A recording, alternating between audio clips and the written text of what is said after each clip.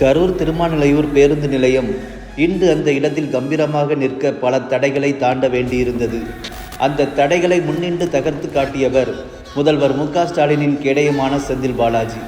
திருமாநிலையூர் பேருந்து நிலைய கட்டுமான பணிகள் ஆரம்பித்தவுடன் அதற்கு எதிராக பல வழக்குகள் நீதிமன்றத்தில் போடப்பட்டன. காரணம், முன்னாள் அமைச்சர் ஒருவருக்கு சொந்தமான இடங்கள் அதிகம் இருந்த தோரணைக்கல் பட்டியில் அந்த பேருந்து நிலையத்தை அமைக்க வேண்டும் என்பதுதான்.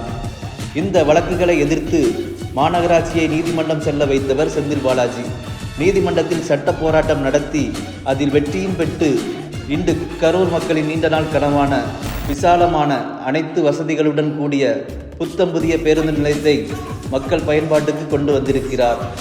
திமுகவுக்கும் முதல்வர் மு.க.ஸ்டாலினுக்கும் கவசமாக நிற்பவர் செந்தில் பாலாஜி.